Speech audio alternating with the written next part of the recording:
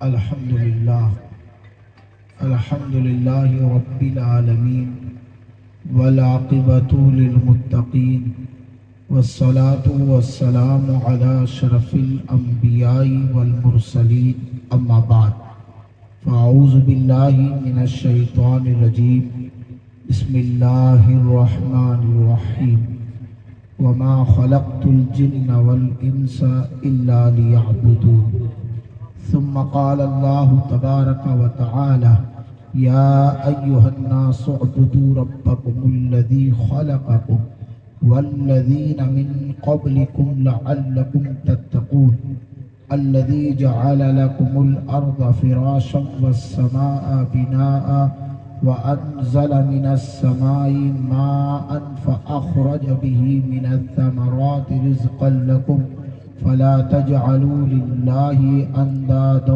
وانتم تعلمون آمنت بالله صدق الله المولانا العظيم وبلغنا رسوله النبي الأمين المكين الرؤوف الرحيم ونحن على ذلك لمن الشاهدين والشاكرين والحمد لله رب العالمين۔ منبر نور پر تشریف فرما سادات ذوی الاحترام، علماء کرام، مداحان رسول، سامنے تشریف فرما سامعین، آئیے انتہائی عقیدت، محبت، خلوص کے ساتھ اپنے اور ساری کائنات کی مرکز عقیدت مصطفیٰ جان رحمت صلی اللہ تعالی علیہ وسلم کی بارگاہ میں درود پاک کا نذرانہ پیش کریں تو گفتگو کا آغاز کروں۔ اللہم صلی علی سیدنا مولانا نبینا مولانا محمد مولانا محمد بارک وسلم صلو علیہ صلاۃ و سلام علیک یا سیدی یا سیدی یا سیدی یا رسول اللہ صلی اللہ علیہ وسلم۔ آج ہم اور آپ سب عرس سراپا قدس کی تقریب میں حاضر ہیں۔ اللہ کریم صاحب مزار کے عرس کے فیض سے ہم سب کو مستفیض فرمائے۔ جو کچھ بیان ہو اللہ کریم میری زبان پر کلمت الحق جاری فرمائے، پہلے مجھے اس کے بعد آپ اس پر عمل کی توفیق بخشے۔ میں نے خطبے کے بعد اور بھی کسی کو جانا ہے تو آپ جائیں، پھر گفتگو شروع کروں میں۔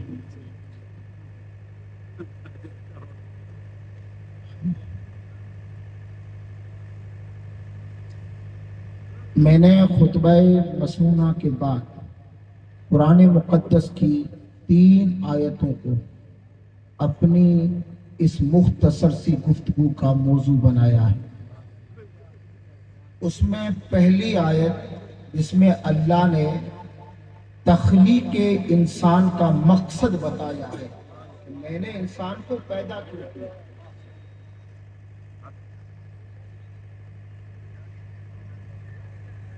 دوسری آیت میں اللہ نے عبادت کا حکم دیا ہے، تیسری آیت میں حکم دیا کیوں ہے۔ یہ 3 آیتیں آج کی میری اس گفتگو کا بنیادی مضمون ہے۔ میں اپنی گفتگو کو امام شافعی کے اس قول سے شروع کرتا ہوں۔ آپ فرماتے ہیں کہ مجھے فقیروں کی، اللہ والوں کی 2 باتوں نے بڑا فائدہ دیا ہے، کیونکہ ہم سب اللہ والوں کی بارگاہ میں بیٹھے ہیں۔ آج عرس کی تقریب ہے تو میں آپ کے مزاج سے بالکل ناواقف ہوں، کیونکہ حالانکہ میں پیدا مارواڑ میں ہوا، پلا بڑا مارواڑ میں، اس کے باوجود بھی میں یہاں کے کلچر سے ناواقف ہوں۔ میں اس بات کا بالکل اندازہ نہیں لگا سکتا کہ آپ کیسا سنتے ہو، کیا سنتے ہو، پر اتنا یقین ہے کہ جو بھی سنو گے وہ اچھا سنو گے، اس لیے کہ ہماری گفتگو جو ہے وہ خامخواہی نہیں بلکہ خانقاہی ہوا کرتی ہے۔ اور ہم سب آل رسول کی موجودگی میں بیٹھے ہیں تو چھوٹی سی گزارش یہ تھی کہ جس جذبے کے ساتھ برادر گرامی کی زبانی مصطفیٰ کی نعتیں سنی تھی، उसी शौक के साथ फिर मुस्तफ़ा की बातें भी सुननी। सुभान अल्लाह, सुभान मैंने अल्लाह। चूंकि किसी उलमा में से किसी एक का भी नाम नहीं लिया, इसलिए कि नाम उसका लिया जाता है जो गुमनाम हो। नाम तो उसका लिया जाता है जो गुमनाम हो। ये तो खुद अल्हम्दुलिल्लाह अपने वक्त के चमकते सितारे हैं और मुझसे अच्छे बोलने वाले हैं। ये इनकी करम नवाजी है कि अपना कीमती वक्त मुझे अता किया है, और ना अल्हम्दुलिल्लाह हर एक अपने फील्ड का शेर सवार है। लेकिन शागिर्द जो होता है ना, उस्ताद और शागिर्द का मामला आमने सामने होता है हमेशा। ये सब मेरे बड़े हैं, सारे इधर आ जाए ना तो मुझे भी सबक सुनाने में मजा आएगा, समझ रहे हैं आप? हाँ, और क्योंकि आले रसूल भी पीछे तशरीफ फरमाए और पीठ देना ये तो बेअदबों का काम है, और हमारा मसलक तो सरापा अदब वाला मसलक है। हमारा मसलक तो सूफिया का मसलक है ना। हाँ, हम सरापा अदब वाले लोग हैं। हम कभी नहीं कहते कि मुस्तफ़ा ने हलीमा की बकरियां चराई, नहीं, बेअदबों का काम है। हम कहते हैं हमारे नबी ने हलीमा की बकरियों को अपना कीमती वक्त अता फरमाया। सुभान अल्लाह। ये बेअदब लोग कहते हैं कि बकरियां चराई।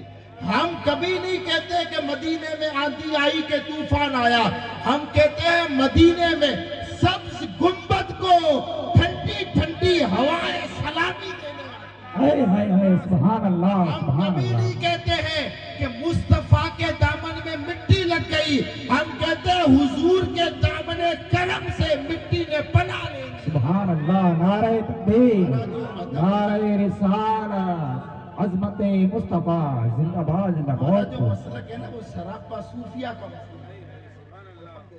सारे मेरे करम फरमा बैठे हुए हैं अल्हम्दुलिल्लाह। मैं खुद एक खामोशी के साथ हुजूर की नातें सुन रहा था, हालांकि हुक्म भी यही है। हम धमाल भट्टी वाले लोग तो है ही नहीं। एक रिकॉर्ड हो रहा है ना, बस काफी है, बाकी आप मोबाइल नीचे रख दे। हाँ, अब जो बात आप घर जाकर के सुनोगे उससे बेहतर है कि अभी सुनो। डबल मेहनत करने से क्या फायदा हजरत? बिल्कुल मेहनत करने का शौक है आपको? अभी मैं आपके रूबरू हूँ, उलमा आपके रूबरू है, आले रसूल का चेहरा आपके सामने है। मैं कह रहा हूँ हजरत खुदा का शुक्र है कि आजादी के मौके पर ये मोबाइल नहीं था, वरना आज दिन तक हिंदुस्तान आजाद नहीं होता। 12 बजे के बाद कंबल ओढ़ करके हमारे नौजवान ये मैसेज 10 ग्रुप में सेंड करो, अंग्रेज देश छोड़ के भाग जाओ। मेहरबानी फरमाए, हम ग्रुपों में 20-20 खेलने वाले लोग नहीं है। एक रिकॉर्ड हो रहा है, काफी है। थोड़ी देर इसको 3 तलाक दीजिए, इस मनुष्य से रिश्ता तोड़े और फिर भाई जो सामने है उसका लुत्फ उठाए आप। इमाम शाफी अलैहिर्रहमा फरमाते हैं कि मुझे सूफिया की 2 बातों ने बड़ा फायदा दिया है। एक बात फरमाते हैं, अल वक्तो सैफुन कातिआ, वक्त काट देने वाली तलवार का नाम है। या तो वक्त को आप काटो, वरना फिर वक्त आपको काट के रख देगा। अब यहाँ का तो कल्चर क्या है मुझे नहीं पता, हमारे वहां तो हजरत होटलों पे पूरा संसद लगता है, सारा मंत्रिमंडल वहां होता है। इमाम साहब ने ड्रेस कौन सी पहनी थी, जुमा में 5 मिनट लेट कैसे हो गए, आज खिताब किस टॉपिक पर किया, पूरा संसद वहां लगता है। मुसलमान, परवरदिगार ने तुझे होटलों और होटलों पर बैठने के लिए पैदा नहीं किया। एक अजीम मकसद के तहत रब ने तेरी तख्लीक फरमाई, अजीम मकसद के तहत। तेरा स्टेटस वो नहीं जो तू समझ बैठा है। कभी वकील को देखा चाय के ठेले पर खड़े होकर के चाय की चुस्की ले रहा हो? नहीं, वो कह रहा क्यों? मेरे स्टेटस के खिलाफ। एक डॉक्टर को देखा है कभी चौराहे पर खड़े होकर के चाय के ठेले पर चाय पी रहा हो? नहीं, वो कहता है मेरे मकाम के खिलाफ है। यानी जिसको दुनियावी डिग्री मिली हो वो उसका इतना पास और لحاظ رکھتا ہو، مسلمان تیرے مقدر پر ناز کر، کسی ملا نے نہیں مولا نے تجھے ڈگری دی ہے، سبحان اللہ سبحان اللہ. ڈگری ہے کنتم خیر امت اخرجت للناس. اے مصطفیٰ کی امت سب سے بیسٹ تو، سب سے افضل تو، سب سے اعلیٰ تو. مقام بہت بڑا ہے، تجھے آج کھویا ہوا مقام یاد دلانے آیا. جی تجھے اللہ نے کسی مقصد کے لیے پیدا کیا ہے. تو الوقت سیف قاطع، وقت کاٹ دینے والی تلوار کا نام. یا تو وقت کو تو کاٹ ورنہ وقت تجھے کاٹ کے رکھ دے گا. چائے کی ہوٹلوں پر بیٹھے 2-2 گھنٹے نکل گئے، لوگوں کے گھروں کے آگے چبوتریوں پہ بیٹھے 3-3 گھنٹے نکل گئے، کہیں اور جگہ بیٹھے گپ شپ میں پوری رات برباد کر دی. اس وقت تو وقت کو نہیں، وقت تجھے کاٹتا ہے. لیکن اگر اللہ اس کے رسول کی محفل میں بیٹھا، وقت تجھے نہیں، تو وقت کو کاٹ دے گا. قدر کر، قدر کر تو اس کی. ہندوستان کے بادشاہوں میں ایک بہت بڑا نام گزرا ہے، بادشاہ وقت شاہ جہاں کا. بہت بڑا نام ہے. شام کے کھانے کے بعد سیر اور تفریح کرتے کرتے دہلی سے باہر نکل گئے. جب دہلی سے باہر نکلے شاہ جہاں تو ایک ریت کے ٹیلے پر بوریے کا بستر بچھا کر کے بیٹھے ہوئے ایک فقیر سے ملاقات ہوئی. اب ادھر بادشاہی مجاز، بادشاہی غرور، بادشاہی گھمنڈ، بادشاہی جاہو جلال، بادشاہی لہجہ. بادشاہ اس ریت کے ٹیلے پر بیٹھے فقیر سے کہا، او فقیر تیرے کیا حال ہے؟ ہم بھی کبھی کبھار کسی کو اپنے سے حقیر سمجھنا ہو تو پھر کہتے کیا حال ہے تیرے؟ تو بادشاہی مزاج تھا، بادشاہی جاہو جلال تھا، بادشاہی لہجہ تھا، بادشاہی غرور تھا، بادشاہی گھمنڈ تھا. کہا او فقیر کیا حال ہے تیرے؟ وہ اللہ کا نیک بندہ کہتا کچھ تیرے جیسے کچھ تجھ سے اچھے. کیا کہا؟ کچھ تیرے جیسے کچھ تجھ سے اچھے. بادشاہ نے سوچا شاید مجھے پہچانا نہیں ہوگا. کہا او فقیر جانتا بھی ہے کون ہوں؟ تو کہا شہنشاہ وقت شاہ جہاں، جہانگیر کے بیٹے، اکبر کے پوتے، والی ہندوستان. تو کہا اتنا اچھا خاصا میرا تعارف اور پھر بھی کہتے ہو کہ کچھ تیرے جیسے کچھ تجھ سے اچھے. سمجھ میں نہیں آیا. کہاں میرا لال قلعہ، کہاں تیرا ریت کا ٹیلا، کہاں میرا شاہی بستر، کہاں تیرا بوریے کا بچھونا، کہاں میرا شاہی دسترخوان، کہاں تیری روکھی سوکھی روٹی.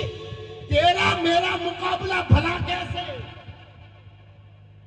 پیر کہتا ہے جانتا ہوں میرے پاس میں لال قلعہ نہیں ہے، ریت کا ٹیلا. جانتا ہوں میرے پاس میں شاہی بستر نہیں ہے، ٹوٹا پھوٹا بوریے کا بچھونا ہے. جانتا ہوں میرے پاس میں طرح طرح کے انواع و اقسام کے کھانے نہیں، یہی روکھی سوکھی روٹی ہے. جانتا ہوں پر بادشاہ سن. میں نے کہا کچھ تیرے جیسے کچھ تجھ سے اچھے. کہا کہ تو شاہی محل میں شاہی بستر پر شاہی کھانا کھا کر کے سو جاتا ہے، میں بھی ریت کے ٹیلے پر روکھا سوکھا کھا کر پھٹے پرانے بستر پر لیٹ جاتا ہوں. یہ وقت تیرا اور میرا ایک جیسا اس لیے ہے کہ تو بھی غفلت کی نیند میں جاتا ہے، میں بھی غفلت کی نیند میں چلا جاتا ہوں. تجھے بھی پتا نہیں چلتا سونے کے بعد کہاں پڑا ہے، مجھے بھی پتا نہیں چلتا سونے کے بعد کہاں پڑا ہو. یہ وقت تیرا اور میرا ایک جیسا. صرف اونچ نیچ کی جو دیوار ہے نا، نیند نہ آنے تک ہے، بس نیند آنے کے بعد اونچ نیچ تو ہے ہی نہیں۔ موت مثل نیند مثل موت، یہ جو وقت گزرتا ہے نا تیرا میرا ایک جیسا گزرتا ہے، پر تو اچھا کھا کر اچھے محل میں اچھے بستر پر غفلت کی نیند سو جاتا ہے، پر جب میں میٹھی نیند سوتا ہوں، دنیا بھی میٹھی نیند سوتی ہے، اس وقت رب کا کلام میرے کانوں سے ٹکراتا ہے، تتجافا جنوبہم عن المضاجع یدعون ربہم خوفا وطمعا۔ اس وقت اس پھٹے پرانے بستر کو لات مار کر اللہ کے حضور کھڑا ہو جاتا ہو، یہ وقت میرے لیے تیرے وقت سے بھی اچھا گزرتا ہے۔ سبحان اللہ، نعرہ تکبیر، نعرہ رسالت، فیضان اولیاء، سبحان اللہ، سبحان اللہ، زندہ باد، زندہ باد۔ اچھا گزرتا ہے۔ دوسرا قول امام شافعی فرماتے تو اپنے آپ کو اچھائی کے کاموں میں لگا دے، ورنہ یہ نفس تجھے برائی کے کاموں میں لگا دے۔ قبلہ بیٹھے ہوئے ہیں، علماء کرام کی تشریف آوری ہے، تشریف فرمائی ہے ان کی۔ میں ایک حقیقت سے پردہ اٹھا رہا ہوں، آپ تھکے تو نہیں ہیں؟ ہاں، میں شیرنی دیکھ کے فاتحہ لگاتا ہوں،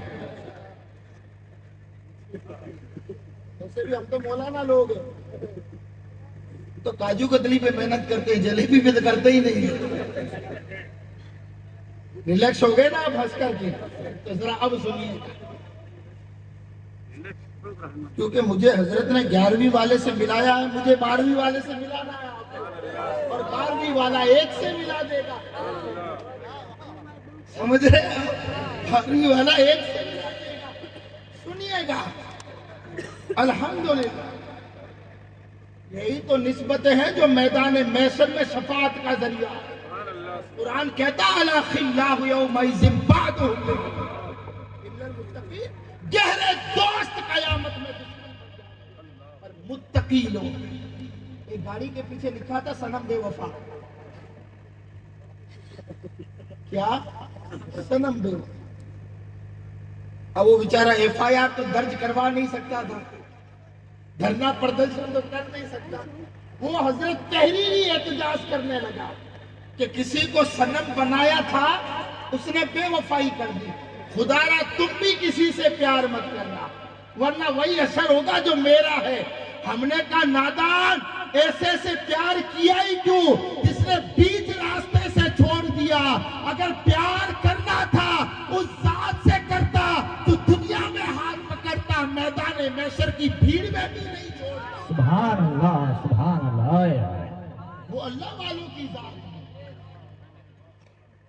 گہرے دوست قیامت میں دشمن ہوں گے، اللہ کے ولی وہاں بھی اپنے غلاموں کا ہاتھ پکڑ کر کے جنت میں لے جائیں۔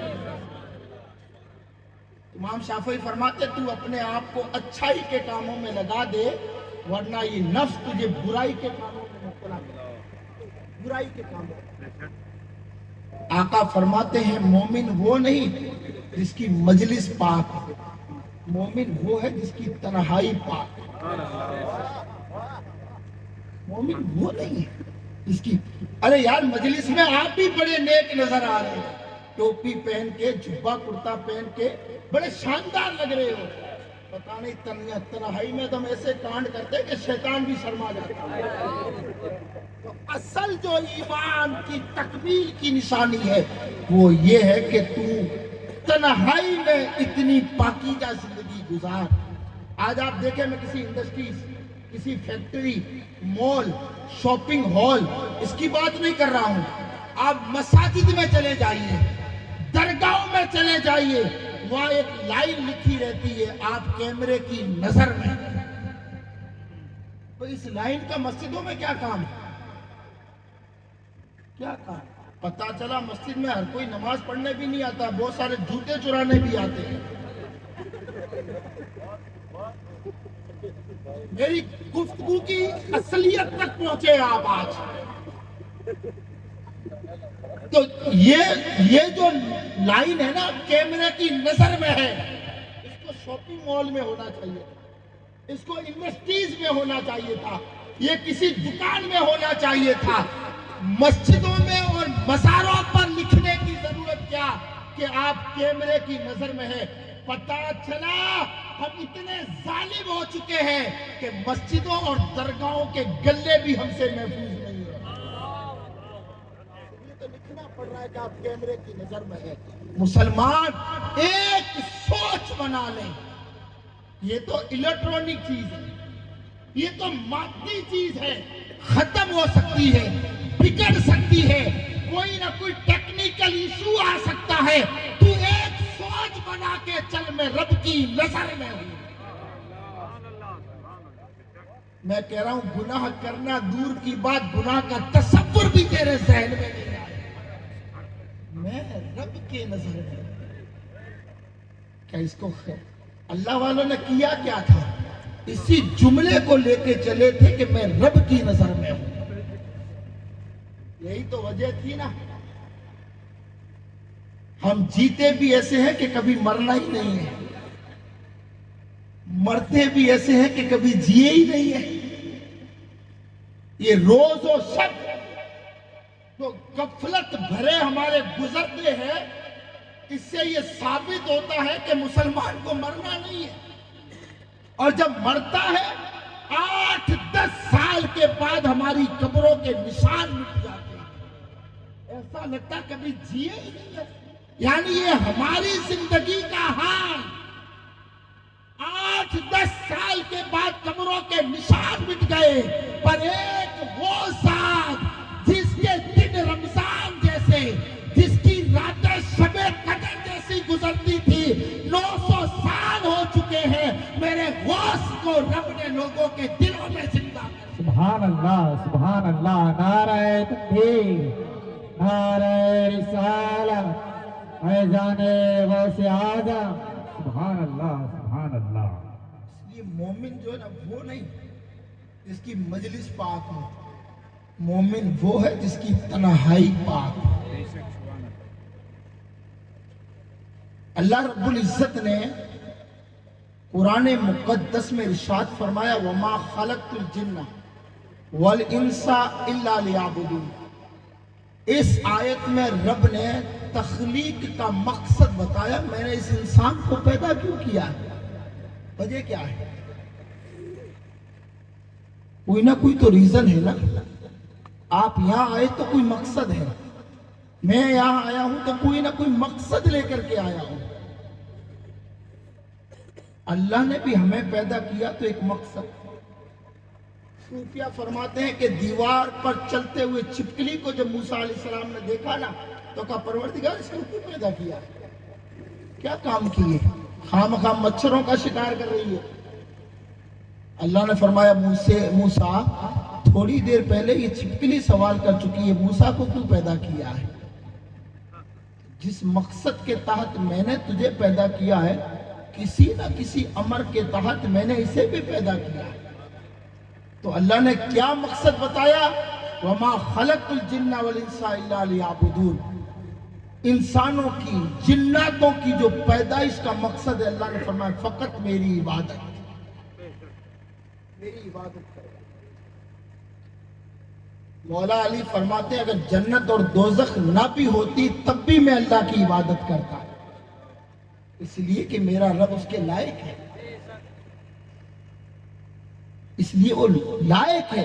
حضرت رابعہ بصریہ کو کسی نے دیکھا نا، ایک ہاتھ میں پانی ایک ہاتھ میں آگ لے کر کے چل رہی، کہا بی بی صاحبہ یہ انداز، فرماتی اگر میرا بس چلے اس آگ سے اس جنت کو جلا کے رکھ دوں جو جنت کے لالچ میں عبادت کرتے ہیں، میرا بس چلے تو اس پانی سے اس دوزخ کو بجھا کے رکھ دوں جو لوگ دوزخ کے ڈر سے عبادت کرتے ہیں۔ تو کہا پھر ہماری عبادت، فرماتی ہے نہ جنت کے لالچ میں ہونی چاہیے نہ دوزخ کے ڈر سے ہونی چاہیے، فقط اس لیے کہ میرا رب اس کے لائق۔ تو اس آیت میں اللہ پاک نے تخلیق کا مقصد بیان کیا ہے۔ میں نے انسان کو کیوں پیدا کیا؟ دوسری آیت جو میں نے پڑھی نا، اس میں اللہ نے حکم دیا حکم، وہ کیا؟ یا ایھا الناس اعبدوا ربکم الذی خلقکم والذین من قبلکم، اے لوگو اس رب کی عبادت کرو جس نے تمہیں پیدا کیا ہے۔ یہاں پر اللہ نے عبادت کا حکم دیا، آگے کیا فرمایا؟ صرف تمہیں نہیں، تم سے پہلے بڑے بڑے گزر گئے جن کو اللہ نے چند دن کی بادشاہی دی، وہ خود معبود بن بیٹھے، وہ خود خدا بن بیٹھے۔ اللہ نے فرمایا یہ تو ان کی غلط فہمی تھی، والذین من قبلکم، ان کو بھی میں نے پیدا کیا، جتنے بھی تم سے اگلے گزرے ہیں، لعلکم تتقون، تاکہ تم متقی بن جاؤ، پرہیزگار بن جاؤ۔ اب مجھے بتاؤ اللہ رب العزت نے عبادت کا حکم ہے نا، وہ کیوں دیا؟ وجہ کیا ہے؟ اللہ نے فرمایا الذی جعل لکم الارض فراشا والسماء بناء، اللہ نے فرمایا میں نے عبادت کا اس لیے حکم دیا ہے کہ میں ہی تو ہوں جس نے زمین کا فرش تمہارے لیے بچھایا۔ احسانات اللہ گنوا رہا ہے، میں تو ہوں جس نے آسمان کا شامیانہ تمہارے لیے لگایا، آسمان سے پانی برسایا، طرح طرح کے پھلوں کو تمہارے رزق کی خاطر میں نے پیدا کیا، تم میری عبادت چھوڑ کر کے کسی اور کو خدا بنا کر۔ یعنی ایک انسان جب کسی پر چھوٹا موٹا بھی احسان کر لیتا ہے نا، وہ پوری زندگی اس کے احسان تلے دب کے رہ جاتا ہے، پوری زندگی اس کے سامنے گردن تک نہیں اٹھاتا۔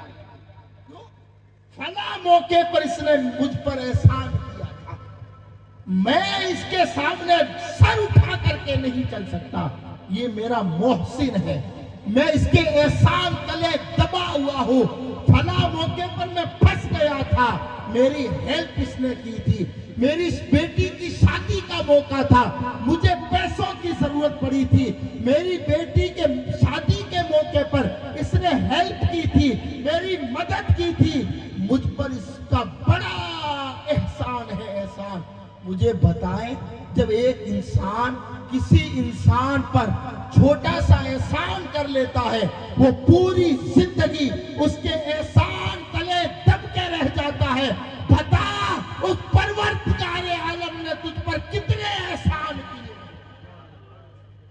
کتنے احسان کیے اس رب نے۔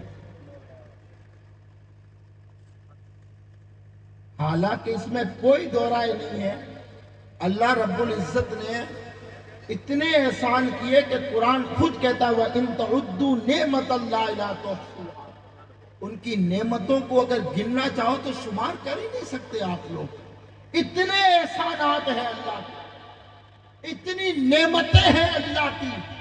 اور سب سے بڑا احسان جو اللہ نے کیا نا، وہ 12 ربیع الاول کو اپنا محبوب دے کر کے کیا، اتنا بڑا احسان۔ تو کیوں؟ جب ایک انسان کے احسان تلے دب جاتے ہیں، اس کا شکریہ پوری زندگی ہم ادا کرتے رہتے ہیں، لوگوں کے سامنے اس کے چرچائے کرتے رہتے ہیں، تو اس رب کے کتنے احسانات ہیں۔ اصل میں صحیح بات میں آپ کو بتاؤں، جس دور میں ہم جی رہے ہیں نا، یہ دور نشے کا دور ہے۔ اب میں اصل ٹاپک پر آ رہا ہوں، یہ دور نشے کا ہے، ہر انسان نشیڑی بن چکا ہے، اور ہر آدمی اپنی اپنی حیثیت کے مطابق نشہ کرتا ہے، کوئی اسمیک کا، کوئی ایم ڈی کا، کوئی سگریٹ کا، کوئی گٹکے کا، کوئی بیئر کا، کوئی دارو کا، کوئی کس کا، کوئی کس کا، جس کی جیسی حیثیت وہ اس لیول کا نشہ کرتا ہے۔ پر میرے خیال سے ان منوس چیزوں کا نام نہ لے کر کے ہم اپنے ممبر کو پاک رکھیں تو اچھا ہے۔ اس لیے کہ جو چیز ہمارے لیے ضروری نہیں ہے اس کا ذکر نہ کریں تو اچھا ہے۔ بوندی کی ایک تقریر میں نے کہا، محرم کی گفتگو تھی، میں نے کہا پوری تقریر میں یزید کی بات نہیں کروں گا۔ اہل اسٹیج بھی تعجب کرنے لگے، عوام بھی تعجب کرنے لگی۔ میں نے کہا جو ہے ہی نہیں اس کا ذکر کرنا ہی کیوں؟ جو ہے اس کا ذکر کیا جائے گا۔ یزید نہیں ہے، مٹ گیا، ذکر نہیں کریں گے۔ حسین ہے، مرتے تب تک ان کا ذکر کریں گے۔ جو نہیں ہے اس کا کیا ذکر کرنا ہے؟ حضرت رابعہ بصریہ سے کسی نے پوچھا تھا نا شیطان کو برا کب کہتی ہو؟ فرماتی اللہ کی عبادت سے ہی فرصت نہیں ہے۔ اصل مدعے کی بات سنیں آپ، ہر انسان کسی نہ کسی طرح کا نشہ تو ضرور کرتا ہے۔ کوئی گپ شپ کا نشہ کرتا ہے۔ نشے کئی طریقے کے ہیں، کئی طریقے کے نشے ہیں۔ ایک انسان گپ شپ کا نشہ کرتا ہے۔ جب تک ایک آدھا گھنٹہ دوستوں میں بیٹھ کر کے ٹائم پاس نہ کریں سکون نہیں ملتا ہے، ٹھیک ہے، وہ نشہ ہے۔ دکان سے کتنا ہی لیٹ آؤ 10 منٹ تو دوستوں کو دے گا، کیونکہ نشہ ہے۔ میرے پاس میں ایک شخص آیا، حضرت تعویذ بنانا ہے۔ میں نے کہا تعویذ تو میں نہیں بناتا ہوں، پر ہاں بناتا ہوں جمعہ میں 40 منٹ کا۔ اس کی ویلیڈیٹی چلتی ہے 1 ہفتہ۔ اور تو بتا تجھے کس چیز کا تعویذ بنانا ہے؟ کہ حضرت 6 مہینے ہو گئے میری بیوی مائک کے جا کے بیٹھ گئی، تعویذ چاہیے۔ میں نے اسے کوئی سوال نہیں کیا، میں نے کہا یہ بتا رات کو گھر کتنے بجے آتا ہے؟ گھر کتنے بجے؟ میں نے کہا تو 10 بجے گھر آنا شروع ہو جا، اس کے بعد اگر تیری بیوی اپنی مائکے کا نام لے تو مجھے بتا دینا۔ تو رات کو 4 بجے گھر آ رہا ہے، تیری بیوی کیا بستر پر تیرا فوٹو رکھ کر کے اگربتی کرے گی؟ کیوں نوجوانوں اپنی زندگیوں کو تباہ کر رہے ہو؟ گپ شپ کا ایک نشہ ہے، انسان اس میں مبتلا ہو چکا ہے۔ ایک نشہ غیبت کا بھی ہے۔ جب تک 10-12 لوگوں کے کپڑے پھاڑنا لیں سکون ہی نہیں ملتا ہے۔ کیا خیال ہے؟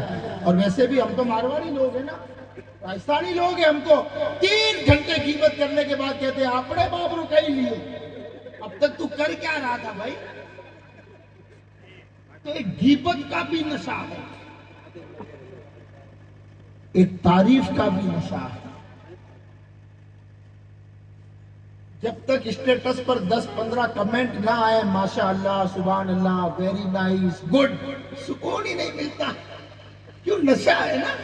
اور ہمارا تو حال یہ ہے حضرت، ہم اسٹیٹس لگاتے ہیں نا، حالانکہ آج کا اسٹیٹس میں نے بہت لیٹ لگایا، پورے دن کی مصروفیات، پھر جمعہ، پھر سفر وغیرہ، شاید مغرب کے آس پاس یا مغرب کے بعد، وہ بھی ہمارے ساتھیوں نے بھیجا کہ اسٹیٹس لگا دیں۔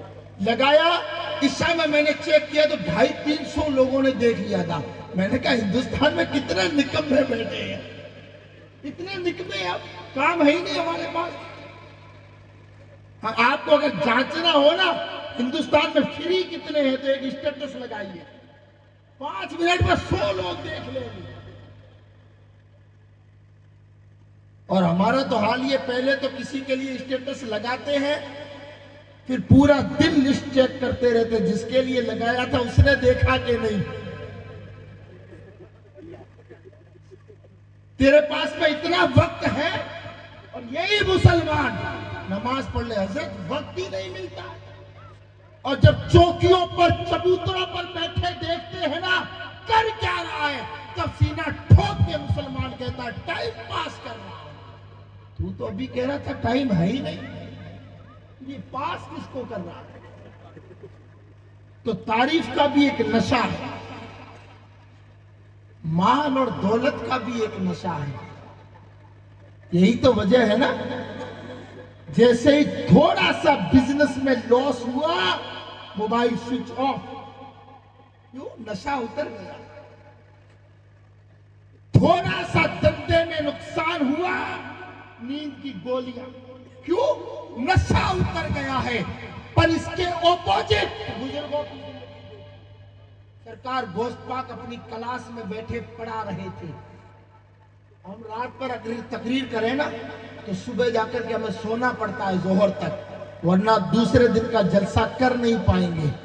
اس مرد مجاہد کی ہمت کو سلام، جو عشاء کے وضو سے 40 سال تک فجر کی نماز بھی پڑھتا رہا اور صبح کلاس میں بیٹھ کر کے یک وقت 13 سبجیکٹ مصطفیٰ کی امت کو پڑھاتا. یہ حال تھا غوث اعظم. مدرسے میں جب حضرت پڑھانے بیٹھتے تھے غوث اعظم 13 سبجیکٹ ایک ہی وقت میں پڑھایا تھا. اس سے پتا چلا کہ ولی کبھی جاہل نہیں ہوتا ہے، ولی ہمیشہ عالم ہوتا ہے. آل رسول بیٹھے ہوئے ذمہ داری سے بات کر رہا ہوں کہ یہ کوئی ضروری نہیں ہے کہ ہر عالم ولی ہو، پر یہ طے ہے بات ہر ولی عالم ہوگا. اللہ جاہل کو ولایت نہیں دیتا.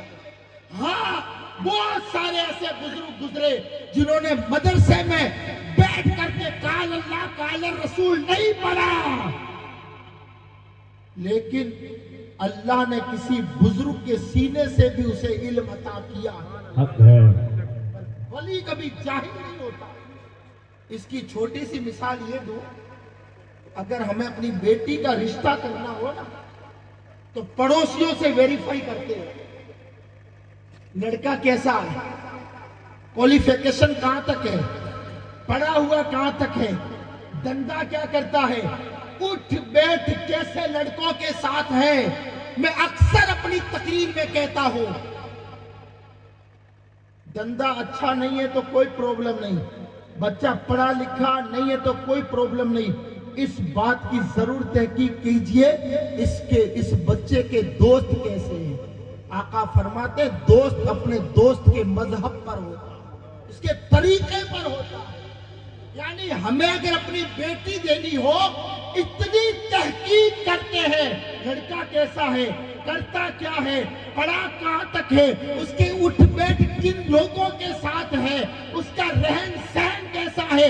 ایک بیٹی دینی ہو تو اتنی تحقیق کیے بغیر اپنی لڑکی نہیں دے سکتے.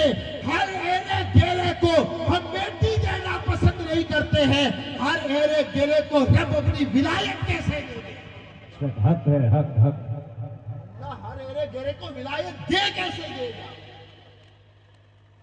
ہاں تو رات بھر غوث اعظم کھڑے ہو کر کے عشاء کے وضو سے 40 سال فجر کی نماز پڑھتے رہے. صبح مدرسے میں بیٹھ کر کے مصطفیٰ کا دین حضور کی امت کو پڑھاتے رہے. تو سمجھ میں آ گیا کہ غوث اعظم جاہل صوفی نہیں تھے، صوفی نہیں تھے. اب سنیں، مال کا بھی ایک نشہ ہے نا. تھوڑا سا نقصان ہوا تو بہت سارے تو بیچارے بھاگ بھی جاتے ہیں. چھوٹا نقصان ہوتا ہے تو گاؤں چھوڑتے ہیں، بڑا نقصان ہوتا ہے تو دیش چھوڑ دیتے ہیں، کیونکہ نشہ اتر گیا ہے. غوث پاک اپنی کلاس میں بیٹھ کر کے پڑھا رہے تھے. ایک شخص آ کر کے عرض کرتا حضور جس کشتی میں آپ کا مال آ رہا تھا نا وہ کشتی ڈوب گئی ہے، مال غرق ہو گیا. آپ نے فرمایا الحمدللہ. تھوڑی دیر کے بعد میں وہی شخص آیا حضور وہ کشتی سلامت ہے جس میں آپ کا مال آ رہا تھا. فرمایا الحمدللہ. کہ حضور اچھی خبر سنائی تب بھی الحمدللہ، بری خبر سنائی تب بھی الحمدللہ. وجہ کیا؟ فرماتے ہیں اس دل میں مال کی محبت نہیں ہے، اس دل میں مال کی محبت ہے ہی نہیں. یہ دل ہے تو اللہ نے کسی نہ کسی کو دلبر بھی بنایا ہے، تو دلبر ہے صرف مصطفیٰ کی ذات. تو گپ شپ کا بھی ایک نشہ، تعریف کا بھی ایک نشہ، غیبت کا بھی ایک نشہ، مال اور دولت کا بھی ایک نشہ۔ مولانا روم مثنوی شریف میں فرماتے ہیں کہ مانگ کھانے کا بھی ایک نشہ۔ وہ جو بیچارے مانگنے والے بھکاری ہوتے ہیں نا، وہ رمضان سے پہلے لوگوں کو سیٹ کر لیتے ہیں۔ حضرت یار پچھلے سال آپ نے مدد کی تھی، ذرا اس سال بھی خیال رکھنا۔ پتا چلا کہ اس سال بھی اس کی نیت مانگ کھانے کی ہے۔ جس کو ہم زکوٰۃ دیتے ہیں نا، زکوٰۃ، آئندہ سال وہ بیچارہ خود واپس زکوٰۃ لینے کی پلاننگ میں ہی رہتا ہے۔ اور فاروق اعظم فرماتے ہیں کہ زکوٰۃ ایک آدمی کو اتنی دے دو، اتنی دے دو، آئندہ وہ خود زکوٰۃ دینے کے قابل بن جائے۔ ہمارے معاشرے میں جتنا زکوٰۃ کا مس یوز ہوتا ہے کسی کا نہیں ہوتا۔ قسم اللہ رب العزت کی، اگر مسلمان یہ سوچ لے میرے گاؤں کی زکوٰۃ میرے گاؤں سے باہر نہیں جائے گی، ایک سال میں مسلمانوں کی یونیورسٹی بھی کھڑی ہو سکتی ہے، مسلمانوں کی اسکول بھی کھڑی ہو سکتی ہے، مدرسہ بھی کھڑا ہو سکتا ہے، مسلمانوں کے خود کے انسٹیٹیوٹ خود کے کھڑے ہو سکتے ہیں، اگر مسلمان اس کا خیال رکھے۔ کیونکہ دوست، میں تو ایسے شہر میں رہتا ہوں جہاں ہم روزانہ 3 لاکھ کی بریانی کھاتے ہیں۔ یہ حقیقت بیان کر رہا ہوں۔ ہماری تو صبح اس وقت ہوتی نہیں ہے جب تک بریانی نہ ملے، ہم تو بھلواڑہ والے ہیں نا۔ اور 3 لاکھ کو 30 میں ملٹی پلائی کریں آپ، 90 لاکھ روپے ہوتے ہیں۔ ہم چاہیں تو ہر مہینے میں ایک یونیورسٹی بنا سکتے ہیں، ایک اسکول کھڑی کر سکتے ہیں۔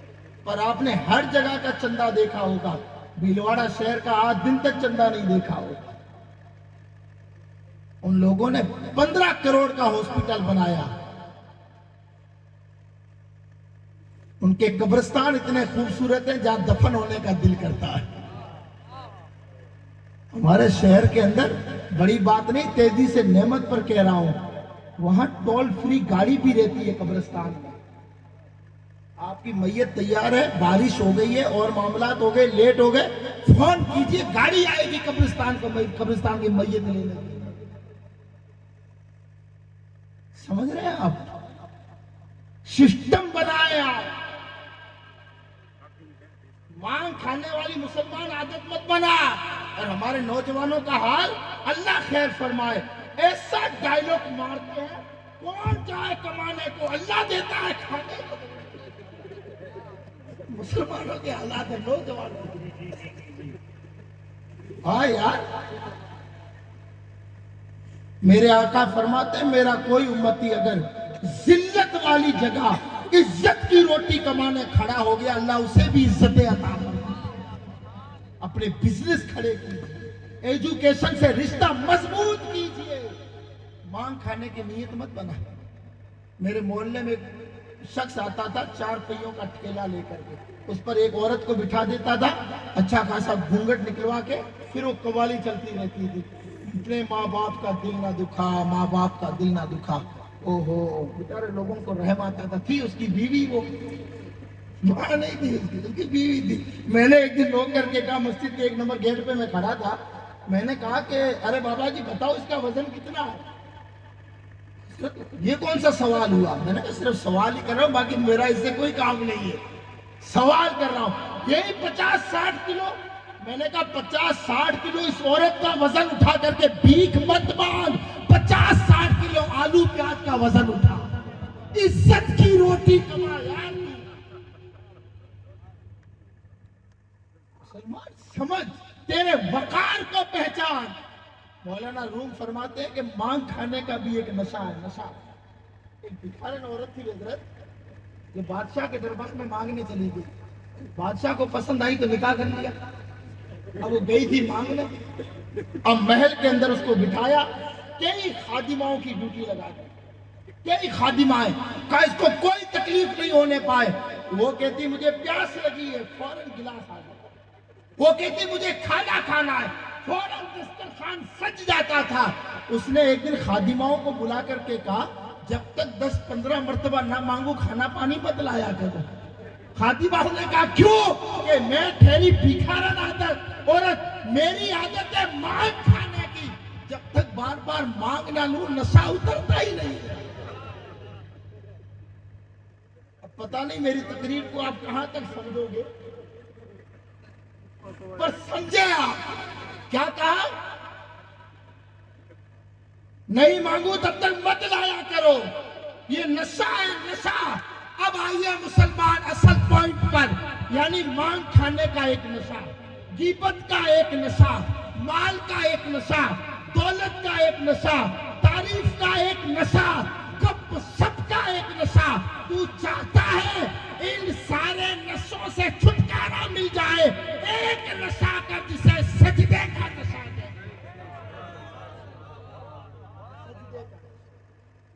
کس نے کہا مولانا نشے سے منع کرتے ہیں؟ کرو نا، شارٹ ویڈیو وائرل مت کر دینا۔ ڈر لگتا ہے، رات کو آئے تھے سلیم عبداللہ صاحب، نشے کی اجازت دے کے گئے، صبح تو اس میں چیوں کو مزہ آ جائے گا۔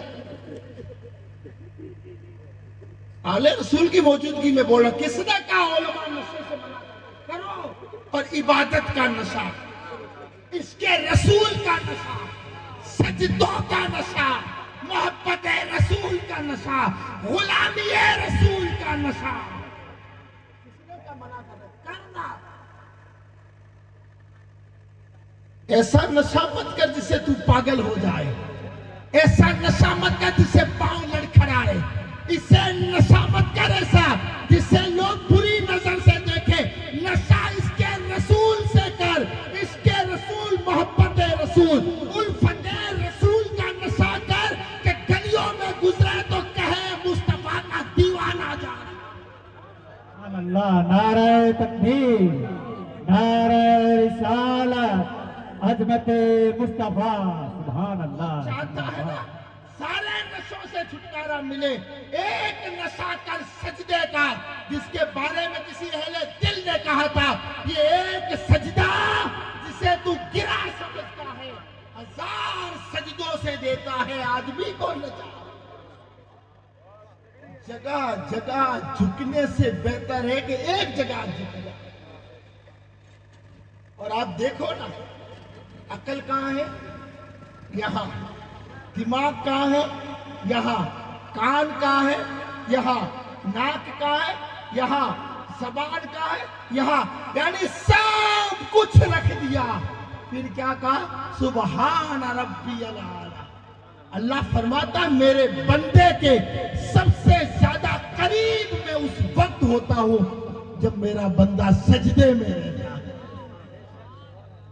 اور آقا نے ابو فاطمہ سے کہا، یہ حضور کے صحابی ہیں، حضرت ابو فاطمہ، آقا نے کیا فرمایا؟ ابو فاطمہ تو چاہتا ہے کہ قیامت کے دن میں سب سے پہلے تجھ سے ملاقات کروں؟ ایک تو حدیث یہ ہے، اب آل رسول بیٹھے ہیں تو آ گئی ہے تو اس کو بھی قبول کریں۔ آقا فرماتے جس نے میرے خاندان سے محبت کی، قیامت کے دن اپنے ہاتھوں سے بدلہ عطا کروں گا، اپنے ہاتھوں سے سلا دوں گا۔ اس حدیث کی تشریح میں امام اہل سنت اعلیٰ حضرت، لوگ کہتے ہیں صاحب ہر تقریب میں اعلیٰ حضرت کیوں کرتے ہو؟ ہم نے کہا اس لیے ہی تو کرتے ہیں۔ کون اس دور میں جس نے بھولے بھالے سنیوں کا دین بچایا ہو، سنیت کو بچایا ہو؟ وہ صرف امام اہل سنت کی ذات ہے۔ جبکہ مشرب کے اعتبار سے ہم رضوی نہیں، نقشبندی ہے۔ کتنا اچھا لگتا ہے کہ نقشبندی جب اس طریقے سے تعریف کرے، سمجھ گئے آپ؟ جب اندور میں میرا خطاب کھجرانے کے اندر، کھجرانہ اندور میں جب ہوا میرا خطاب امام اہل سنت پر، تو ایک شخص نے کہا حضرت ایسی تقریر کوئی رضوی نہیں کر سکتا۔ میں نے کہا کس نے کہا ہم رضوی نہیں ہیں؟ اور سنی رضوی ہے۔ یہ تم نے بانٹنے کب سے شروع کر دیے؟ سمجھ رہے ہیں آپ؟ امام اہل سنت فرماتے ہیں بدلے کی ضرورت نہیں ہے۔ حضور نے فرمایا کہ جو میرے خاندان سے محبت کرے گا، قیامت کے دن اپنے ہاتھوں سے اسے بدلہ دوں گا۔ اعلیٰ حضرت فرماتے ہیں بدلے کی ضرورت نہیں ہے، قیامت کے دن مصطفیٰ کو دیکھنا بہت بڑا بدلہ ہے۔ حضور کا دیدار، اس سے بڑا کیا بدلہ ہوگا؟ بیگم شاہ وارسی علیہ رحمہ فرماتے ہیں عدم سے لائی ہے آرزو رسول، کہاں کہاں لیے پھرتی ہے جستجو رسول، عجب تماشا ہو محشر کے دن، سب جب ہو پیشے خدا میں روبروئے. تو حضور نے کیا فرمایا؟ ابو فاطمہ تو چاہتا ہے کہ قیامت کے دن سب سے پہلے میں تجھ سے ملاقات کروں؟ ہاں یا رسول اللہ. یار ابو فاطمہ کیا کون نہیں چاہتا ہے؟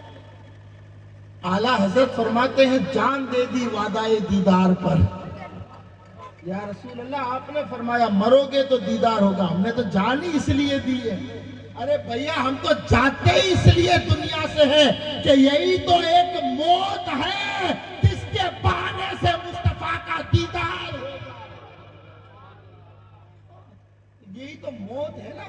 میں کہہ رہا ہوں اگر جس موت کے بعد مصطفیٰ کا مکھڑا نصیب ہو جائے، اس زندگی پر، اس موت پر تو 1000 زندگیاں.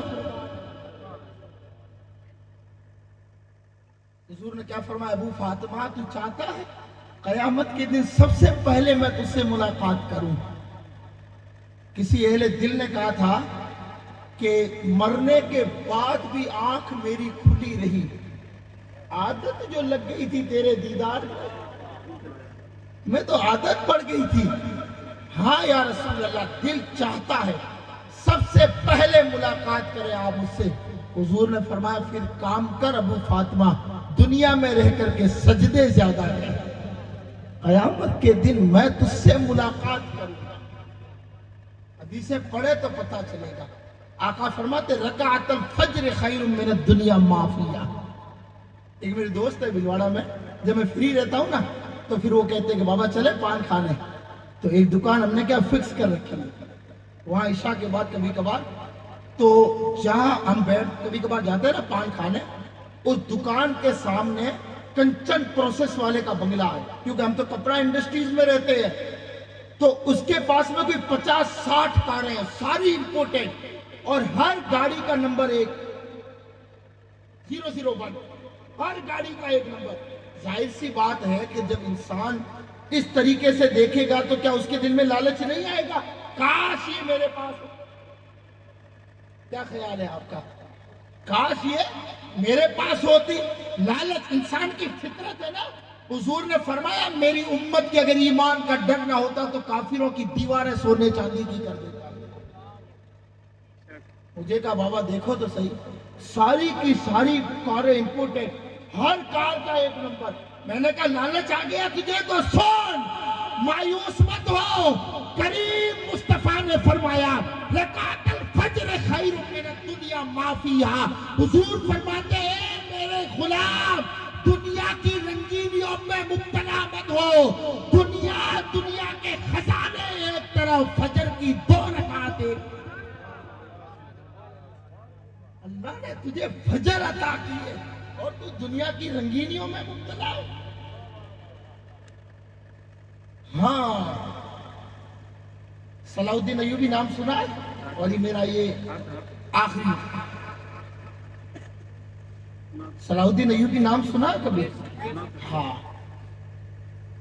انہوں نے بھی جو انقلاب دنیا میں پیدا کیا ہے وہ غوث پاک کے مدرسے سے نکلنے کے بعد کیا. ہم سے کوئی محفل کی تاریخ لیتا ہے تو ہم پوچھتے محفل کروانی کیوں؟ وہ کہتے صاحب ثواب کے لیے. میں نے کہا ثواب کے لیے تو ایک پارہ پڑھ لینا، 50,000 کیوں لگا رہا ہے؟ اور حضرت قبلہ بیٹھے ہیں، علماء بیٹھے، یہ سب میرے الحمدللہ سینئر علماء ہیں، مجھ سے زیادہ یہ علم رکھتے ہیں. حضرت ہم قرآن خوانی بھی اس لیے کرتے ہیں کہ پاپا مرے.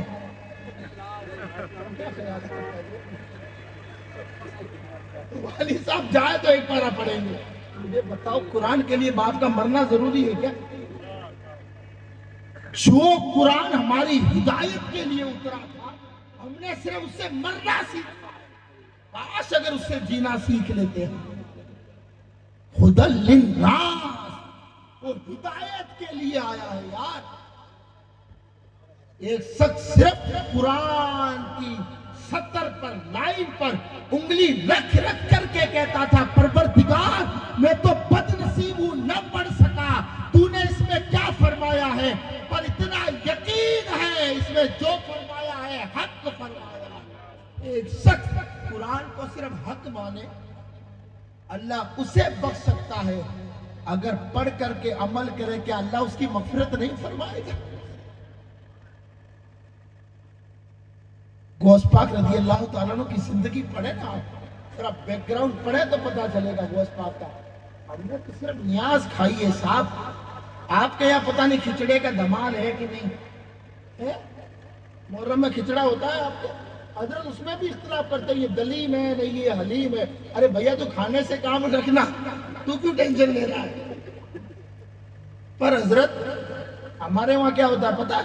हमारे कंपटीशन चलता है, 1 नंबर गली में 4 देगे तो हम 5 बनाएंगे, इस मोहल्ले में 10 देगे तो हम 11 देग बनाएंगे। ठीक है, मैं तो खुद कभी कभी सोचने पे मजबूर हो जाता हूँ कि इमाम हुसैन करबला में खिचड़ा बचाने गए थे कि दीन बचाने गए थे।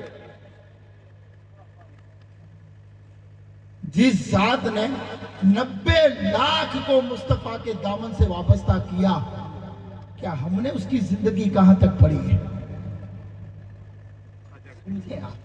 सलाहुद्दीन अय्यूबी उसलूबी जंगों के हीरो का नाम है।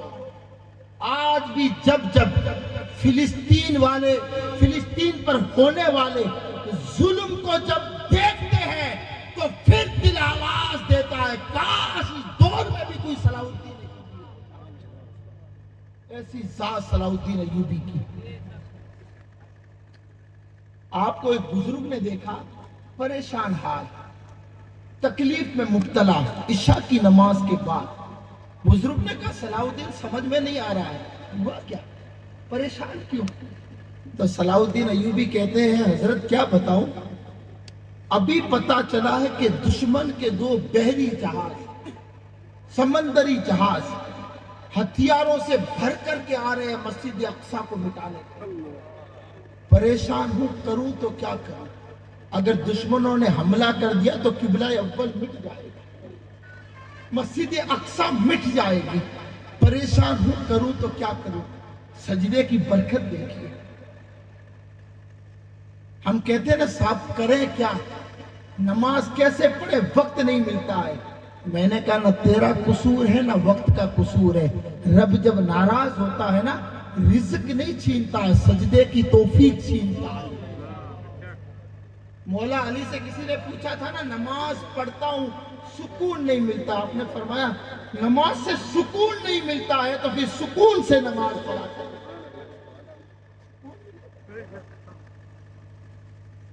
हमारे बहुत सारे अक्सर नौजवान हजरत पहली सब में नमाज नहीं पढ़ते जुम्मे की। क्यों?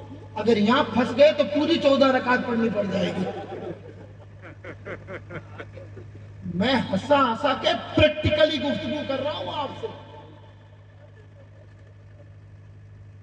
समझ रहे हैं आप? बहुत सारे नौजवान पढ़ते ही नहीं है, पहली सब में नहीं 14 पूरी पढ़नी पड़ जाएगी। और हमारे बहुत सारों का हाल ही है, जो मस्जिद की वो छोड़ने नहीं आती, चलना ऐसे सूफी बन के बैठेंगे, ऐसा लगता है इससे बड़ा कोई अल्लाह का वली पैदा ही नहीं हुआ है। ऐसा लगता है वो 10 रुपए लेने नहीं, जमीन के कागज मांगने आ गया तेरे पास। तुझे पता नहीं है ये इदारे तेरे ताउन से चलते हैं, हमें कोई गवर्नमेंट से फंड नहीं मिलता है उसका।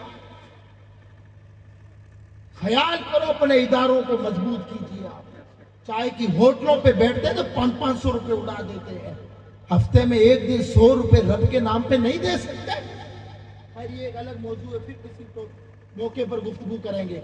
सलाहुद्दीन अय्यूबी कहते हैं हुजूर करूं क्या, परेशान हूं,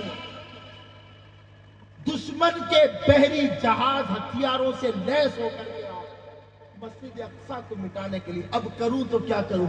बुजुर्ग कहते हैं सलाहुद्दीन परेशान मत हो, आज की रात तू भी सजदा करना, मैं भी करूंगा। हो सकता है कि रब सजदे की लाज, मुसलमान तू भी तो कर, आज भी रब का कुरान तुझे झंझोड़ रहा है। या अय्युहल इंसान मा गर्रका बिरब्बिकल करीम, किस चीज के घमंड में आकर के तूने रब के दरबार से रिश्ता तोड़ दिया है? आ रब के हुजूर झुकने दो, दे तेरे रब की रहमत इतनी वसी है कि जिंदगी भर के गुनाह होंगे, एक आंसू के बदले धो के रख दे। हाँ तो सही, कहां भाग रहा है तू? सलाहुद्दीन अय्यूबी कहते हैं क्या करूं? तब फिक्र मत कर, आज की रात तू भी सजदा करना, मैं भी करूं। وہ بزرگ کہتے میں گھر گیا، عشاء کی نماز پڑھی، رات کے آخری حصے جب میں نے مسجد کا رخ کیا آخری حصے میں کہ جاؤں میں رب کے حضور 2 آنسو بہا دوں، میرا رب مسلمانوں پہ کرم فرما دے۔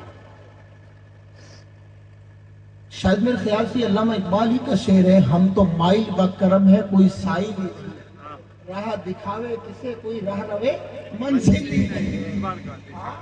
رب کی رحمت کہہ رہی ہے وَإِذَا سَأَلَكَ عِبَادِي عَنِّي فَإِنِّي قَرِيبٌ، میرے بندے مجھ سے سوال کر، میں ہوں جو تجھے عطا کروں گا، مجھ سے زیادہ تیرے قریب ہے کون؟ وہ بزرگ کہتے ہیں جب میں مسجد میں آیا رات کے آخری حصے میں سجدہ کرنے کے لیے، آنسو بہانے کے لیے، ہوا کیا؟ صلاح الدین کا سر پہلے سے سجدے، صلاح الدین عرض کر رہے تھے پروردگار آج کا سجدہ میرے لیے نہیں تیرے گھر کے لیے، پروردگار آج کے آنسو میرے تخت و تاج کے لیے نہیں، قبلہ اول مسجد اقصی کے لیے ہے، پروردگار آج کا میرا گر گرانا اپنے وقار کی خاطر نہیں تیرے گھر کی خاطر ہے، مولا میرے آنسوؤں کی لاج رکھ لے۔ بزرگ نے کہا جب صلاح الدین اس طریقے سے رو رہا ہے تو تجھے رونے کی ضرورت نہیں، دل نے آواز دی تو تو گھر جا کے سو مستی سے۔ صلاح الدین کے آنسو رب برباد نہیں ہونے دے گا، اس سجدے کی اللہ ہمیشہ لاج رکھے گا۔ وہ بزرگ کہتے ہیں میں تو فری ٹینشن ہو کر کے گھر چلا گیا، سویا، صبح کا سویرا پھوٹا، نماز فجر کے لیے مسجد میں گیا، فجر کے بعد صلاح الدین سے ملاقات ہوئی، پیشانی پر خوشی کے آثار، ہونٹوں پہ تبسم، چہرے پہ مسکراہٹ پھولوں جیسا کھل رہا تھا۔ کہا صلاح الدین کیا بنا؟ کہ حضور کیا بتاؤں، معتبر خبر کے ذریعے پتہ چلا سمندر میں ایسا گوتا آیا کہ دشمن کے جہاز کو بہا کر کے لے گیا، وہ غرق ہو کے رہ گئے، پانی میں ڈوب کے رہ گئے۔ بزرگ نے کہا نہیں صلاح الدین، دشمن کے جہاز پانی کے سمندر کے گوتے میں نہیں تیرے آنسوؤں میں غرق ہو گئے۔